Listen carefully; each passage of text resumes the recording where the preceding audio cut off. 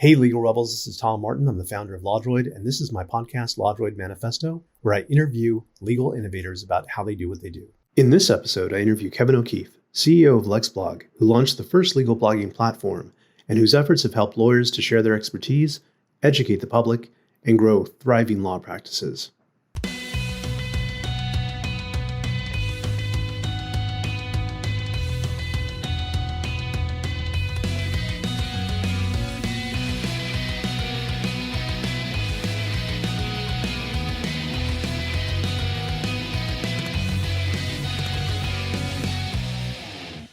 Hey there, welcome to the LawDroid Manifesto podcast. My name is Tom Martin, your host. And today our guest is Kevin O'Keefe, who is the godfather of legal blogging. So happy to have him on the show. Welcome, Kevin. No, it's great. It's great to be here. My pleasure. I'm impressed with your reach across the internet in all different types of ways, including by doing this podcast. Well, thank you. I mean, you're one of my first guests on my LawDroid Manifesto podcast, and I couldn't think of a better person to talk with about your background in blogging and where you've come. It's been a crazy past year, I believe, with what you've been doing with AI, right?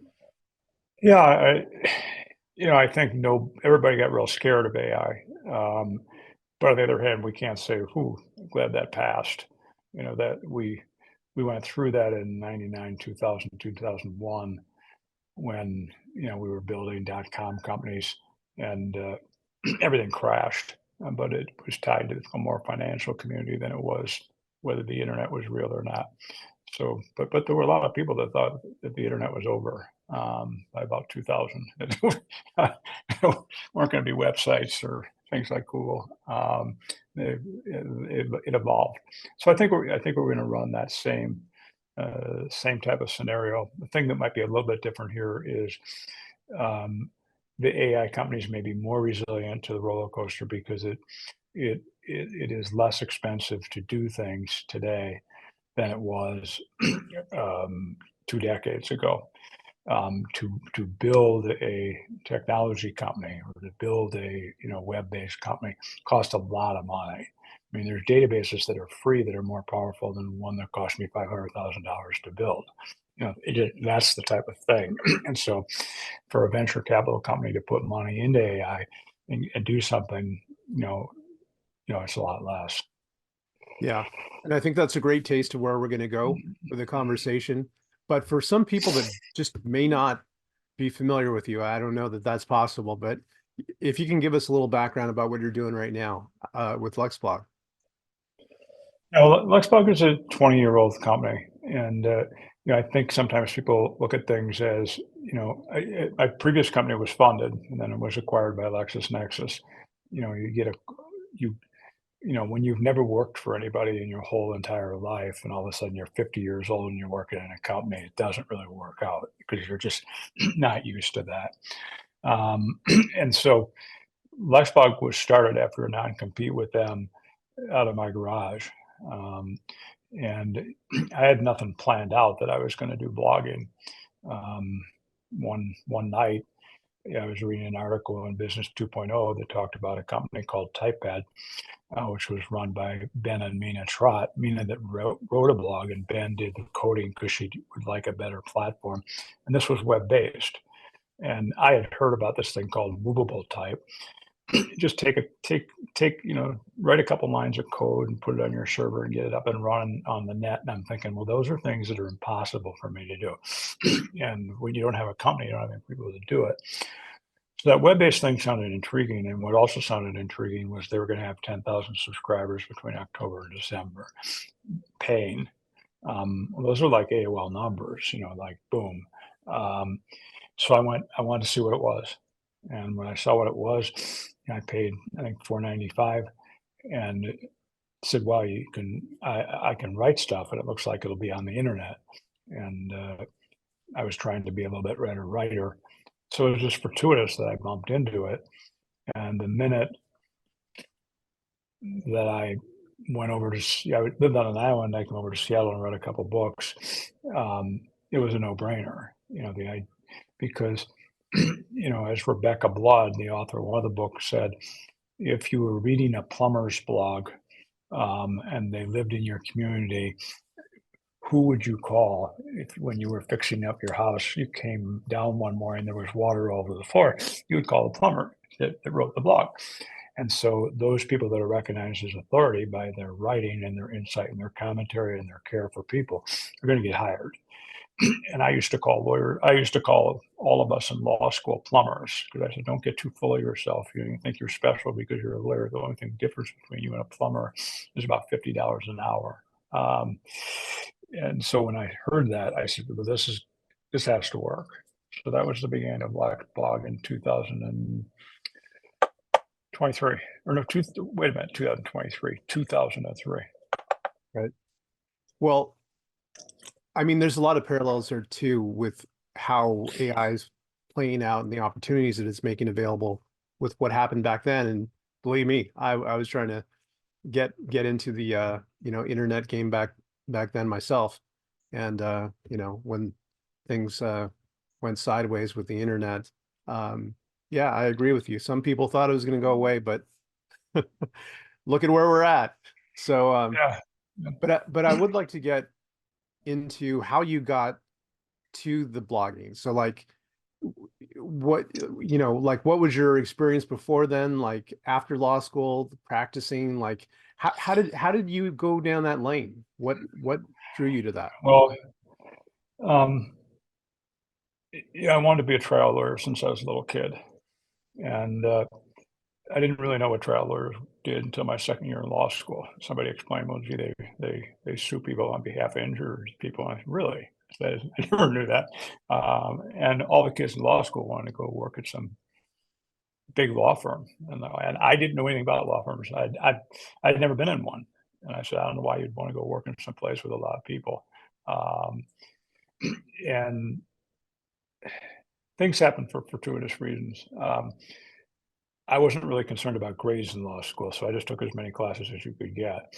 So I decided to take international law, and maybe taken 2 sessions of it. And the professor had a European internship program that he put together for the school. You did 6 weeks of classes in Salzburg, and then you go to a law firm for however long the internship could last. And it was pretty heavy hitting as far as the professors and whatnot. I mean, Justice Kennedy, was a teacher over in Salzburg, or a professor.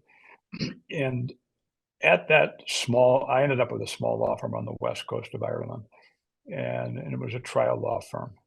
And you've never lived until you see how trials are conducted on the west coast of Ireland, and the court comes from Dublin twice a year to Limerick, and then we have to go from Ennis down to Limerick, and you try cases with 4 lawyers, 2 barristers, two barristers with the wigs, and then 2 solicitors. We can't look at the judge because we don't have the wigs on, so we have to look the other way for the whole trial. And the whole thing was crazy, and how you settled cases or you didn't. But it was different. And when we got back to the States after a year, I was going to head back to California, and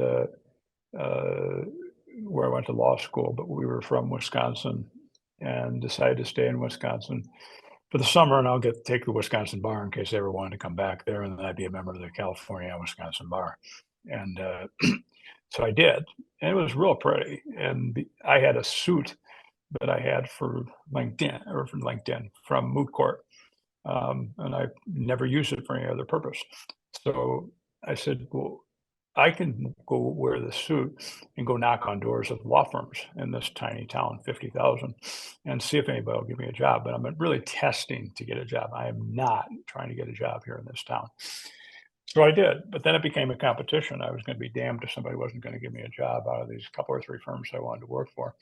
After you bug a firm 5 or 6 times or more by just showing up cold, no appointment, they'll hire you because they know that you're really serious about being tenacious. And if you're going to be a trial lawyer, you should be tenacious. Never left for 17 years. And after 13, 14 years, I found 35 or 40 people to work with when we built the firm up from 3 or 4 of us to be a little bit too much. So I started my own law firm, which sounds really good when you have a bunch of cases when you start, but how are you going to replenish the stable of cases because you don't have the money? You don't have 2 partners to fund TV or radio or that type of stuff. And I'll get to the point. I saw an ad on TV during the Packers game, and it ended with www.toyota.com.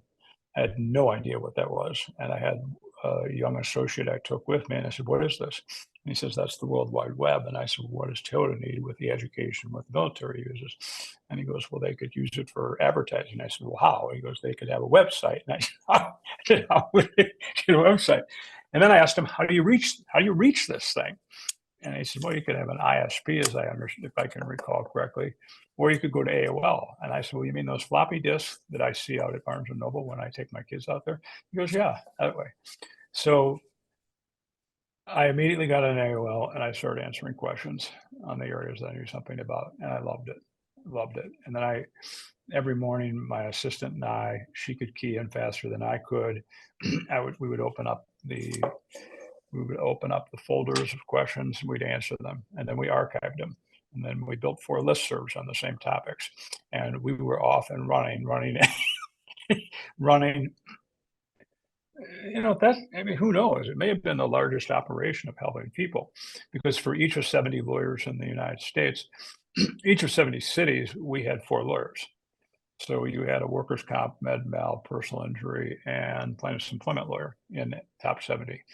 And if somebody needed a lawyer over the internet, they would be told, and then faxes would go out at night to the lawyers because not every lawyer had email. And so, Mrs. Jones may be reaching out to you on a case involving her husband on a serious medical malpractice case. If you could be kind and help her out, that'd be good. And they would give Mrs. Jones a questionnaire that would say, here's the 8 or 9 questions, not to grill somebody on, but to have a good conversation as to whether the right lawyer.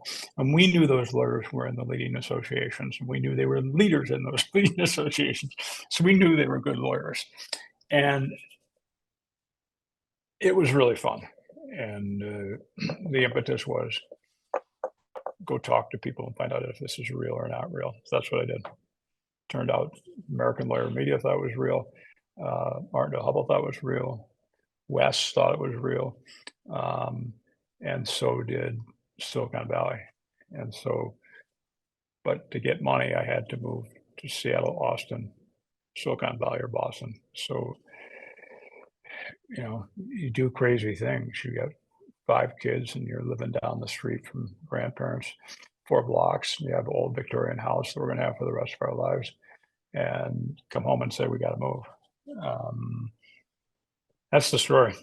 That's how I got bumped into the internet. I was no tech guru, or I never owned a computer. I don't know how to code. And I think too many people get caught up in that. They have to do that or have some technical background. But what I hear from you is that, grit, tenacity, curiosity, and then having the courage to jump on it. But let me focus on that a little bit. When it comes to that, the courage to jump on it, like you mentioned that you started putting information out there and the listservs, like it came from a sense of traction, right? That you felt that it was actually gaining traction. People were deriving value from it, creating business for you. The thing that drove our law firm was that all decisions would be based on care for other people, not for ourselves. We weren't going to be driven by money. The money will follow the care for people. So this was just sucked us in, because it was like care on steroids. Look how many people we could help. And it was a lot of fun. I mean, I went out and got somebody that I knew from a charitable board, and I said, "Would you like to be the director of the prairie law community?" She goes, "I've never been on the internet." I said, "That doesn't matter." I said, "You really care about people and you'll do a great job." She ended up being at LexisNexis for probably 9 or 10 years because she did such a good job after the acquisition. So it was that type of thing. I don't know that we were driven by this is going to build the law firm, or, it's kind of strange when I think back on it. We had no goals. We occasionally somebody would call up and say, we need your employer identification number, which means somebody's going to send us a referral check, but we never asked for any referrals. And by the way, I think you and I have a lot in common in that the Yeah, way. yeah, yeah. I mean, we've talked about the other thing. I don't know whether everybody would do it. Um, in those days, and even not that long ago, you would get envelopes with credit cards that just said, just sign it, and then you can use this credit card. And when they came into the office, somebody would just cut them in half and throw them away. I told Sarah, I said, those that are coming in, keep them. And as we need them, we will use them. So those credit cards went to $100,000 without any reasonable way to repay them. So they were going to get repaid, when and if I got, venture capital to do the company. And I don't know that I told my wife Jill, the crazy stuff that putting all that at risk. But those credit cards twice went to 100 grand. Once to get to Seattle, and then once in Seattle. So you have to do crazy stuff, and be confident that it works, because you can see the plains on the other side of the mountain from this side. The other people, all they can see is the mountain. So they're going, how are we going to get through that? How are we going to get over that? And you're just going, well, can't you see it? I mean, nobody else can see it. So to the entrepreneur, they're willing to put a lot on the line. The younger, the better, because they won't have hit as many brick walls before to have felt the pain. So they're more likely to take greater chances. I agree wholeheartedly with that. Um, One thing I want to touch on though is like, so you did that at the beginning, after the internet revolution, seeing where it can go, seeing what the promise of it is. Did you feel that same sense when, generative AI with ChatGPT dropped at the end of 2022? Like, did you feel that sense again? Like, how did it translate for you? Yeah, it's a good question. I think there was a lot of panic on my part. When I read it the first morning, that there's a press conference going on over, Microsoft and OpenAI about Microsoft's investment in OpenAI and what it's going to be. We didn't know. We still don't know. I mean, we should not look at AI as like, okay, we watched it go on, so this is how it works. Um, we have to compare the internet to that. Let's say the internet took, in our minds, maybe 6 or 7 years to become part of the fabric of the United States. AI is going to become maybe 2 to 3 years. But that fabric is going to be much more powerful than just what the internet was. So the internet changed the world. This is going to change it too. So what I didn't know, still don't know, will lawyers write content? On what platform will it be? Those type of things. I started to get a feel as we went that publishing there would be a publishing there. Long term, maybe 10 years from now, maybe we won't read it like we read it now. Maybe we will absorb it in some other way. When that happens, then a WordPress platform can't be as powerful, but you maybe have to pivot into other things. The thing that I might have been a little bit off on or didn't take into account, but it's fine, works out good, is I think it's really important to do things like that to demonstrate what your company is capable of in a very short period of time. So if that announcement came out in January and we had done something in March and we did another thing by April, and a bigger thing by April, and then a very large thing by October, that's impressive that my team at the same time we're doing all the other things to maintain the system and do things can do that. And I think they did a nice job. Just like the internet, lawyers were not going to use the internet right away. Just like blogs, they're not going to use AI right away, or AI, content which has AI embedded. And so when LexBlog started, sold 3 blogs the first year. 3. They were very dangerous to law firms. And people now go, well, how could they be dangerous? And I said, well, people thought they were unethical because you would give one to a lawyer and they would write crazy stuff on it. Wait a second. They thought a blog was unethical? Yeah, because lawyers were going to get on and they're going to write crazy stuff disclosing confidences of clients.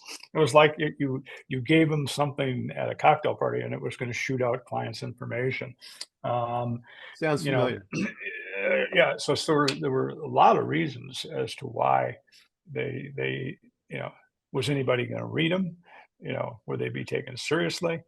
Would it make their firms look bad that they had a blog? Skadden just basically said Skadden doesn't blog. Skadden doesn't have blog, so they would brag that.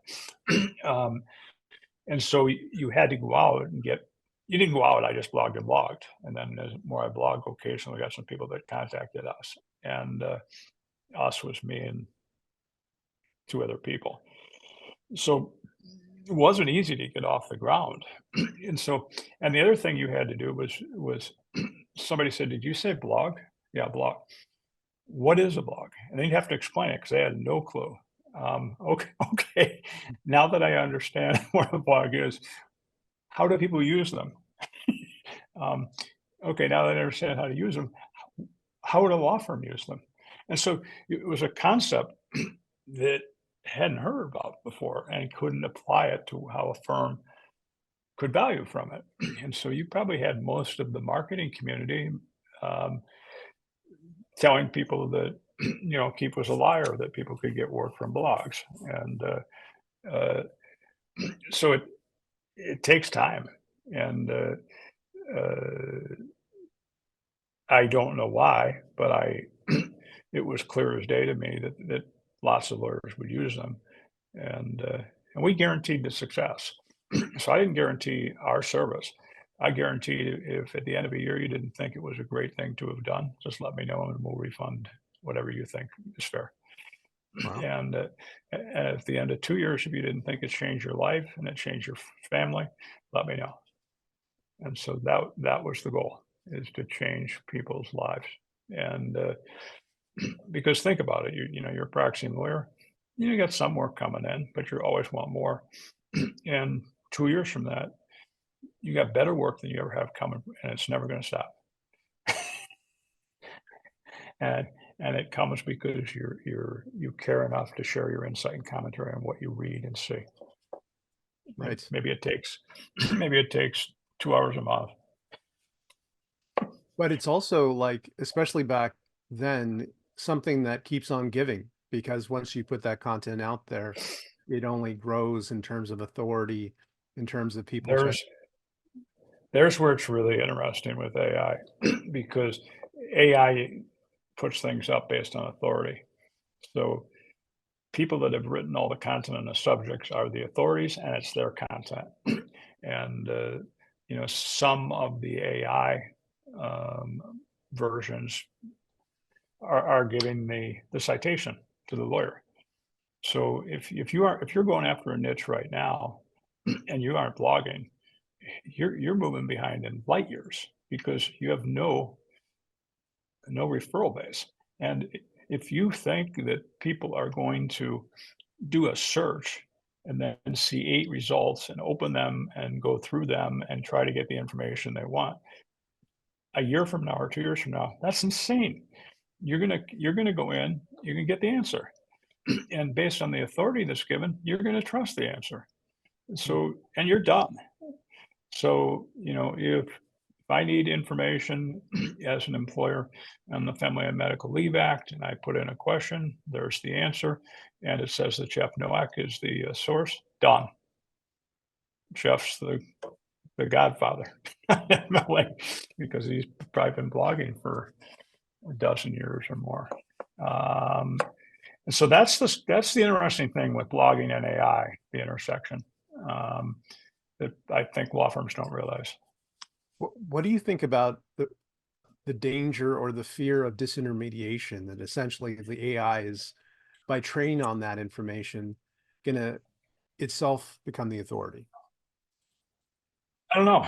I think that it's going to take, somebody cited me in the last week or two saying you could have an open book test, but somebody's still got to know the subject well enough to use that information from the open book.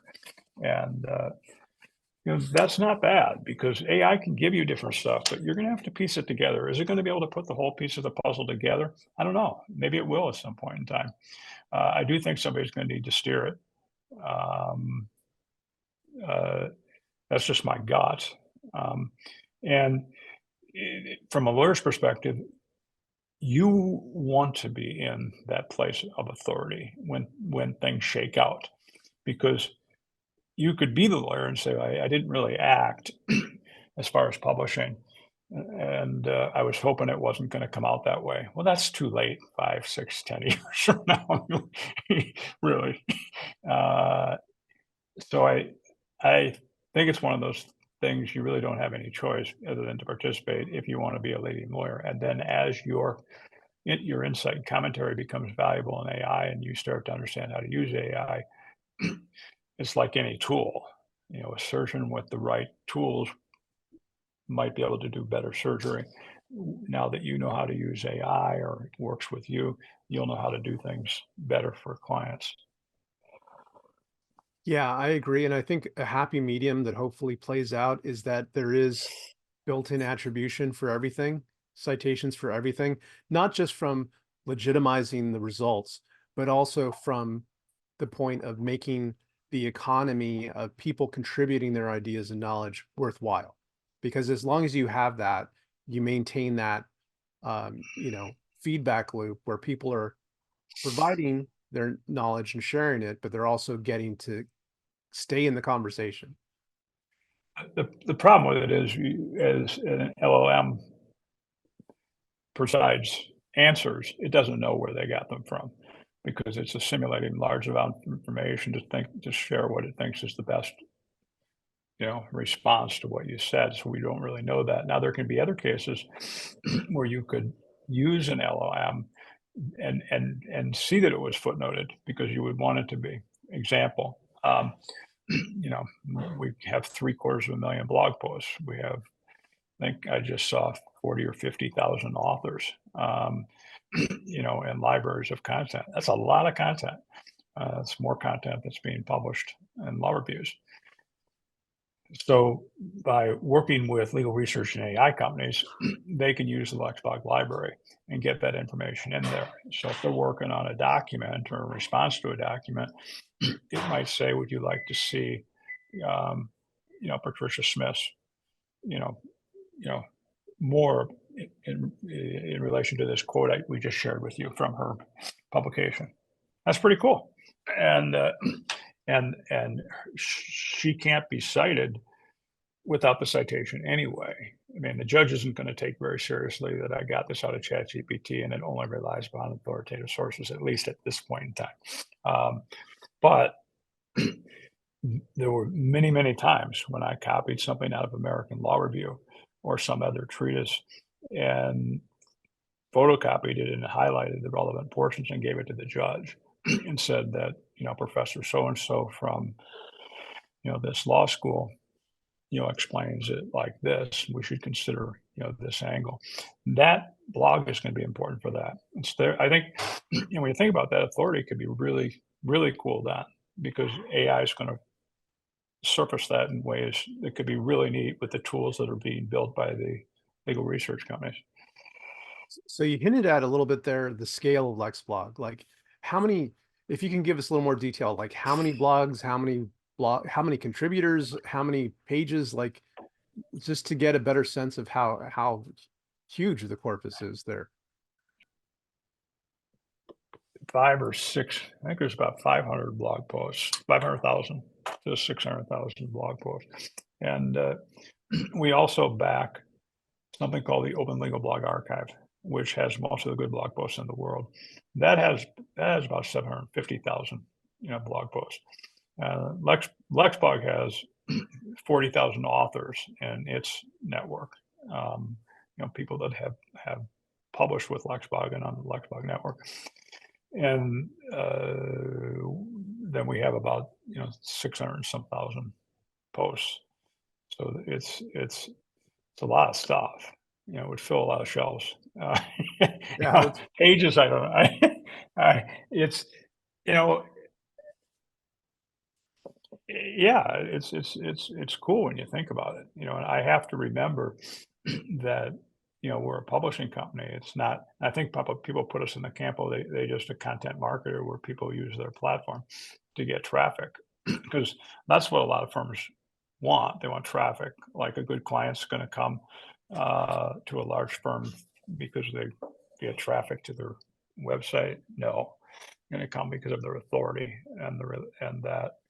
But that's the volume of it. It's a lot of stuff. so I want to transition to talking about Loop, because you saw this opportunity. Well, how did it play out for you? Like, how did the idea come up? When did you decide to take the plunge into like an AI assistant for blogging? Like, tell me a little bit about that. Well, from the moment I was afraid, was that first day or two. Yeah, I mean, we have to do something, and we're going to have to do something to say we did something, even if it isn't huge.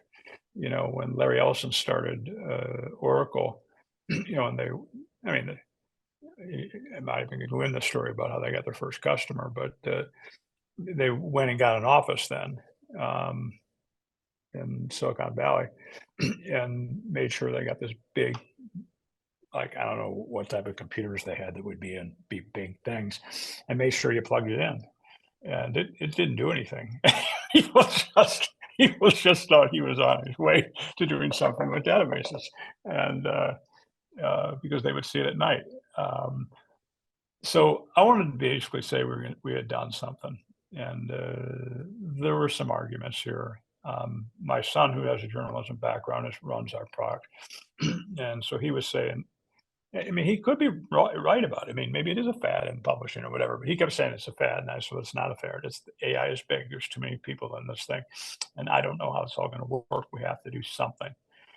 So the first thing, they made it so that AI could create a tweet for you from your blog post, and then I think and I did a tweet that said, LexBlog's working with AI, which was true.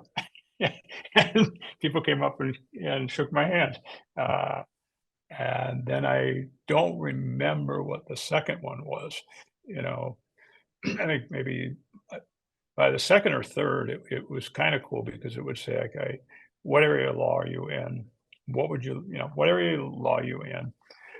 Let's come up with any number of possible posts you might want to cover. And for that one that you choose, we'll give you an outline of the things you may want to cover, and those will drop automatically into your post as headers. And that became interesting.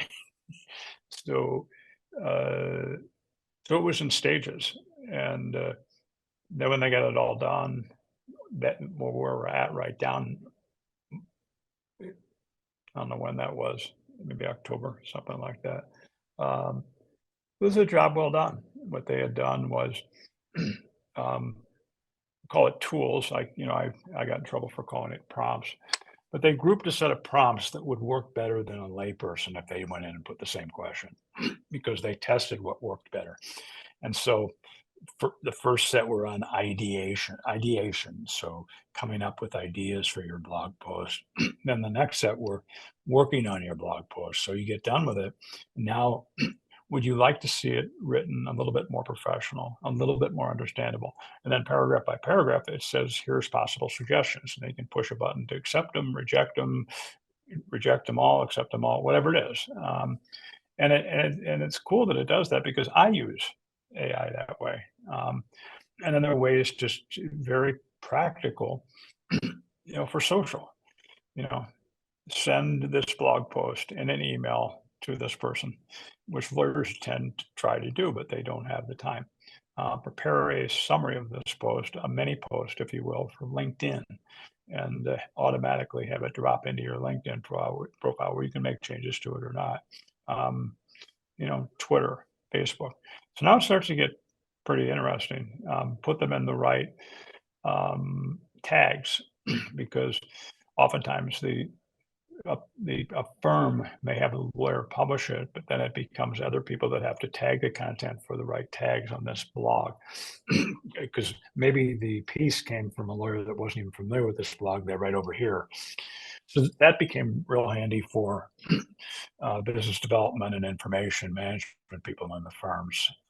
So it's just trying to work with them. And so now, we don't have a huge number, but we got some, and we have some major law firms that are testing it with us. And that's a gift to us. It's not a gift to them, because we need that feedback. We need to know what to do. But I sat, I talked by Zoom with a law firm with 2,500 lawyers all around the world on Monday. And I asked, and I've known him for years, and he's the CMO. And he goes, "What did you do? How did you do it? What platform? All this type of stuff." He's very innovative, very tech oriented, and he goes, "The thing with AI, none of us use this stuff yet because we don't trust it." So it's just not. I mean, really. I mean, I don't know what's going on, but I haven't heard of any large announcements where K-Stex and Thomson Reuters announced that this multinational firm is now using AI across their firm. And maybe they have. Maybe they're doing it in partnership to test it. But it's a scary thing. And so what you have to do is build trust, look for partners that use it. What we did this week was, it's been something we've been working on it for a long time. It's a very powerful blog theme. And by theme, I don't mean just how it's pretty, but from a tech standpoint, we can constantly update it all the time. We can update the other ones all the time as a network. This one we'll probably do even more often. It'll sell for less, and it comes with AI. So it comes with Lou for free, and you're buying a blog for $99. You're buying LexBlog for $99. So that'd be interesting, because maybe we're going to get those firms that would be smaller in nature, small, mid-sized solos. They don't get caught up in. There's risk, but they're already taking a risk being out there as a solo in a small firm. It doesn't scare them as much. So it'll be interesting to see what we find out through all this. So, I mean, there's a lot to unpack there. Taking advantage of the opportunity that was, as you put it, like partly inspired by the fear of like, what's happening? I need to get ahead of this. But that instinct to want to get ahead of it and be part of the conversation and be part of that experimentation is something that you have done your whole life based upon, what you shared with me about going to work at the law firm, going all into the internet and then blogging. So it just seems like a natural progression of your experimentation with technology and where it's going to go. I think you all, obviously you also have the advantage of having these past relationships with people where you can work with a scale of a law firm like that with 2,500 attorneys and get that feedback because you have that built-in relationship. And that's, I think, extremely advantageous to be able to get the kind of honest, feedback that we all need to make these things better. Yeah, and they're busy. It's becoming harder to get a hold of them now as nobody's in their offices. So you have to get people over the telephone at home and stuff. But yeah, if somebody would have told me when we started the company that don't worry, you'll have the largest firm in the 3 largest countries in the world, I would have said, I don't know how that's possible. But that's, India, China, and the United States. And we certainly haven't met anybody in China, and we haven't met anybody in India. And I don't think I've met the folks in the United States who are the largest firm. And so it's through blogging and building trust. and then having a real good team of people that care. Obviously Jack Newton was building a much larger company, and he doesn't. He and I understand it, to raise money to build something that big, and I wanted to keep it, and that didn't have to raise the company values. And I think he did a better job maybe than me in emphasizing those. But I went and looked. I always go to Google and I go LexBlog values, and then they're listed. Just to remind you that they are there. But care is number one, and so we have to be directed by that care. And it still doesn't mean that everything is easy. There's many alternatives for people today and what they can use for publishing. And so some people that may have worked with us for 10 years, took their publications and went other places, no matter what we did. We're very blessed to have some firms that might have 40 publications that have been with us for, the better part of 20 years. But it's like any small business where you own all of it. There are ups and downs. Yeah, there's definitely ups and downs, but I think that by you creating a very clear vision and culture of what you want and what you want to project, it draws in people that are attracted to that. And so it's kind of a positive self-fulfilling prophecy, in that because you attract like people, you get to continue that community, which is a positive one, rather than if it was focused on the bottom line solely, then you get what it is to some extent focused on the bottom line. Let's talk it by the leadership meeting as to what's going on with sales. So we do. Yeah. But I agree, you have to somehow lift yourself from that. Which, if somebody said, how good is Kevin at that, and they would say, Kevin's not good at all at that. Kevin gets to the bottom line very fast as far as anxiety or whatever. But somehow you have to tell yourself that we built this thing because we care. Well, it definitely comes through. We try. All of the things that you mentioned about Lou. By the way, how did you come up? Why Lou? You build it first. You're doing it, and you're building it, and we're going to launch it. And I said, well, it's going to have a name.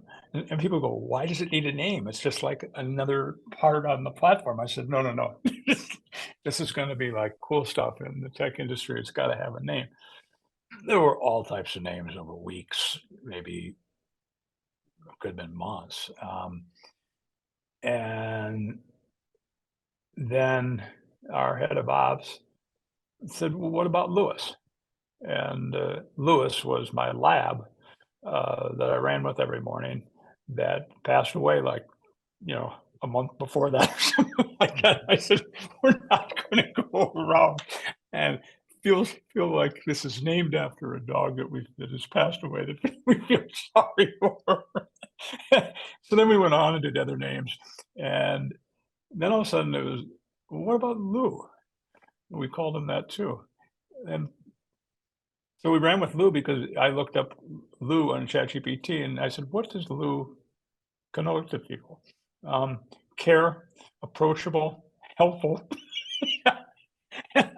I go, well, if that's true, it's going to be a good name. So there was some discussion there. We shouldn't name it, whatever. But let me tell you, at the LMA, when we got there, and now we had done the third step or whatever we were building. So we did the big launch of AI, but we haven't built the platform yet. Very similar to what the other companies have done. People love the name. They came up and took pictures, next to the name Lou. They want to know where the name Lou came from. And it sounds kind of funny. We now have a, a new blog theme.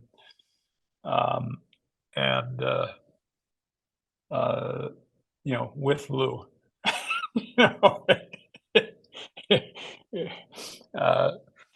I do think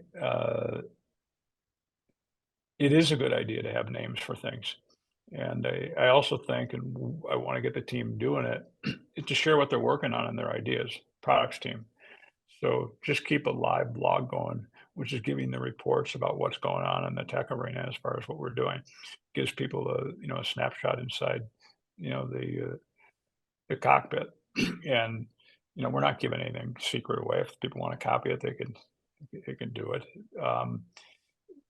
But to start doing more of the transparency about things, names, products, all that.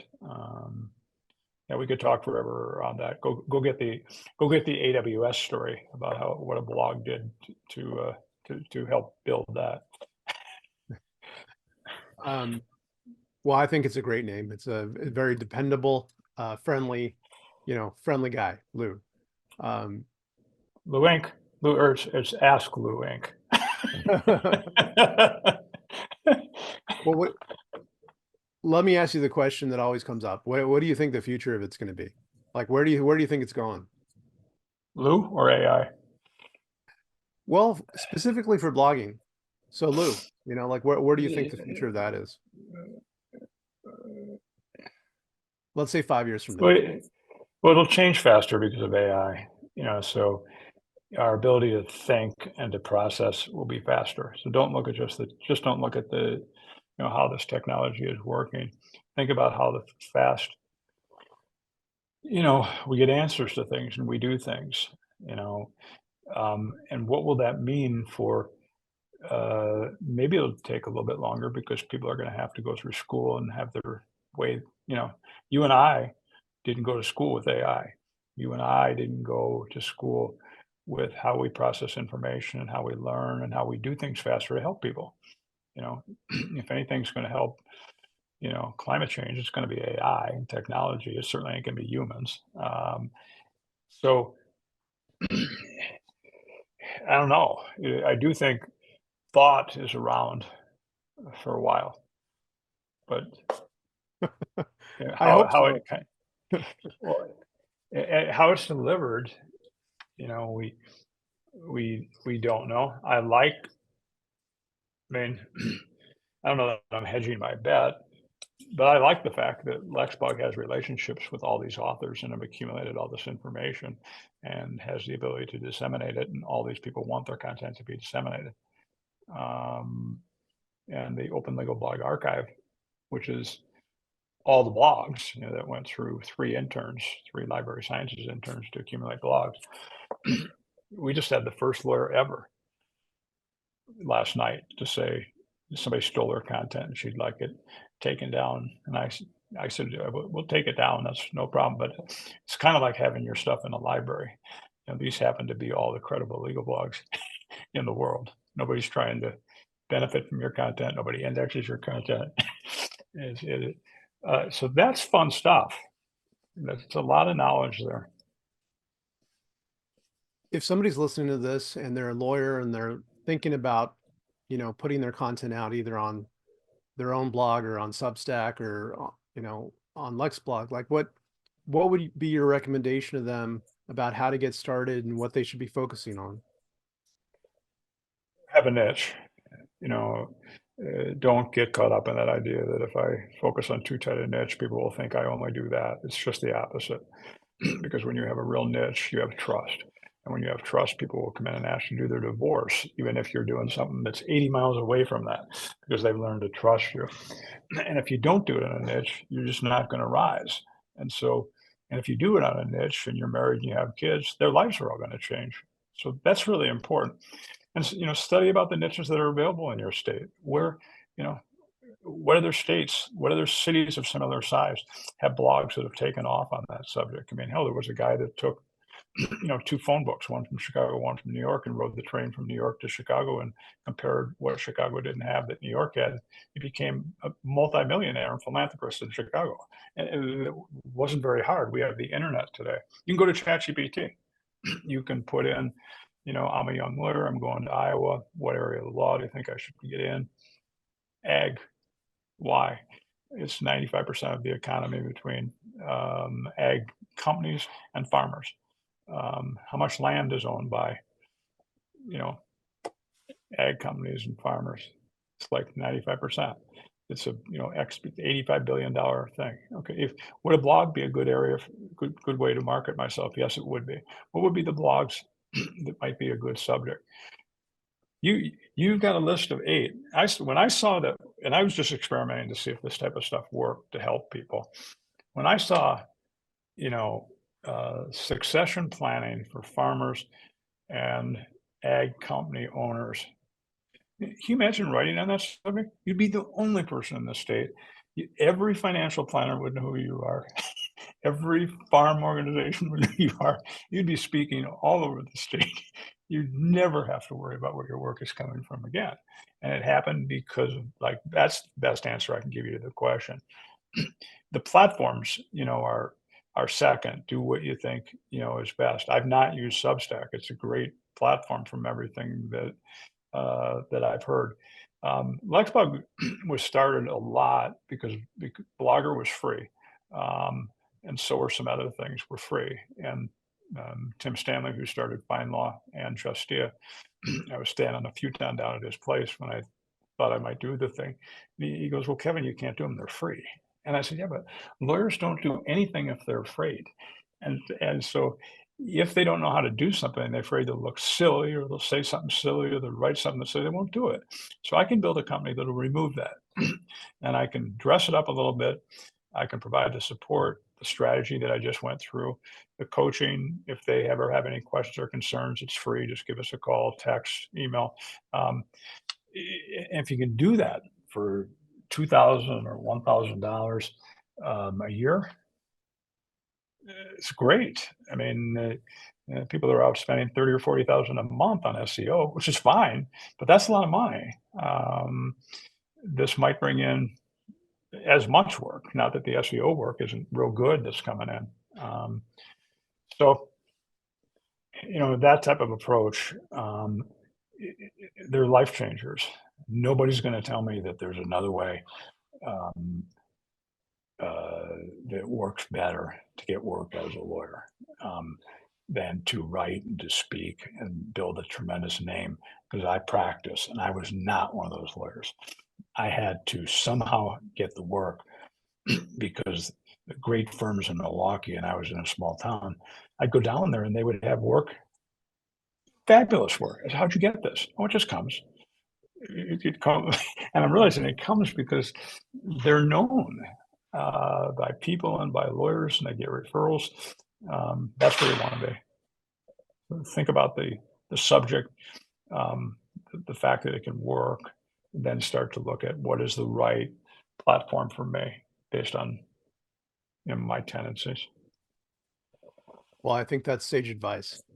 And with that, I do want to ask you, we've talked a lot about your career, about what you're doing, the different moves into different areas, and behind all that, what has made it worthwhile for you? What at the end of the day, what makes that worthwhile?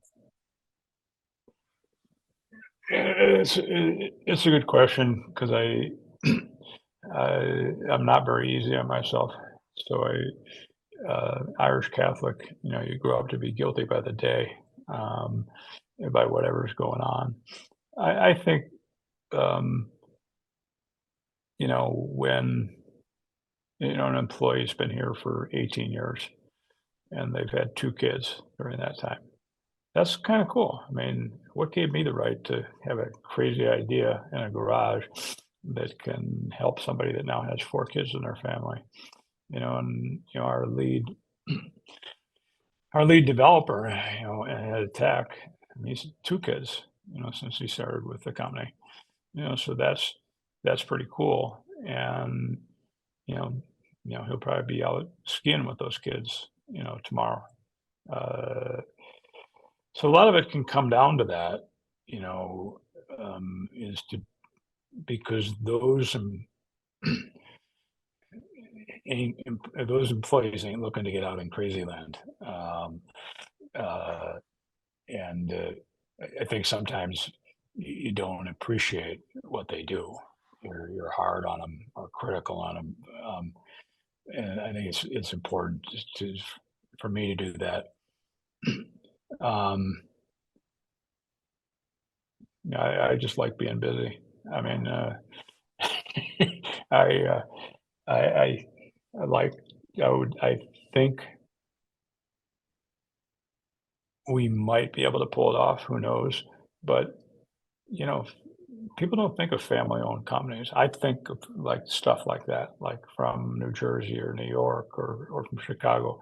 But there were multi-generational family companies, whether they were restaurants or automotive repair or tile companies.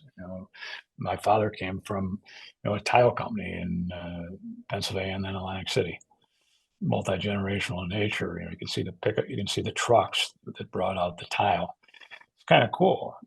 So this company could be multi-generational. There's 2 kids already working in it. Now we got to get through the roller coasters to make sure we get there. But that would be cool, and they'll let me walk around, sit in a chair. So and to give in something to the legal company. I mean, look, I tear up when I sit down with clients when they're in Seattle and we go together, we go out for coffee or something. And, and I ask them about the impact on their lives, and, a good lawyer says, I don't know if we could have done the 2 kids in college at the same time without the blog, and his wife had cancer and barely lived before that. And well, that's terribly moving. Or another lawyer asking him, I said, well, I said, did you put your son, through Yale by just writing a check all the time based on what you accomplished from the blog? He goes, yes. And I said, your daughter too? Yes. And I said, there aren't many people in the world that can do that. And when I asked him, I said, is your wife proud about what you've done? And that was a big pause.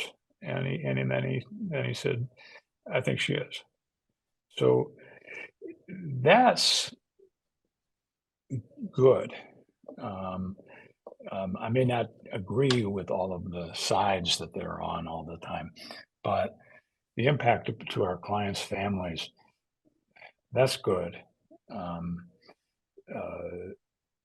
And we probably need to know more about it. So that compels us to continue to do good work. We can't fail them. Well, those are definitely stories that makes it all worthwhile. Yeah. One last question I have for you. Now, this one, as I mentioned, it's a little personal, but I like to give the people that watch and listen to this a taste of the speakers that I get to talk to. Is there a best childhood memory that you have? And it's funny. Yeah, it was funny when you asked that, and I'm going, well, I'll never remember that. I'll have to make something up. And then within 10 seconds, I kind of remembered it. And we lived in a town of 50,000 in Wisconsin when we moved from New York to Los Angeles to this tiny town. And it's not so tiny in Wisconsin. It's considered the 6th or 7th biggest. But it's only about 29 streets or 30 streets wide. On the Mississippi River on one side and the bluffs on the other side. And we lived against the bluffs, with an old barbed wire fence that must have kept the cows in from going up the bluff. But if you went over the barbed wire fence, you could start to hike up to the top of the bluff. And so that was my backyard. So that's kind of cool for a little kid to just walk up the bluff and up the path that went that way or down the other way, and you're realizing, okay, these were paths used by farmers, hunters, even though I'm in a basically metro area. Yeah, so I had fond memories of that, because you're by yourself. You're not at the local ski hill with, 1,000 people or something. So that was a good question. I wouldn't have remembered that maybe ever. It's a good memory. Yes. And one of being a bit of an explorer, right?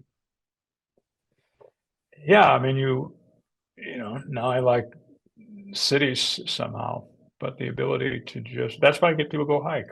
I mean, it must be just, Now I can't slow down enough to go on a hike. But that was a great question, and I'm amazed that I remembered something. Well, thank you so much, Kevin. It's been a pleasure speaking with you today. Likewise, it was very enjoyable.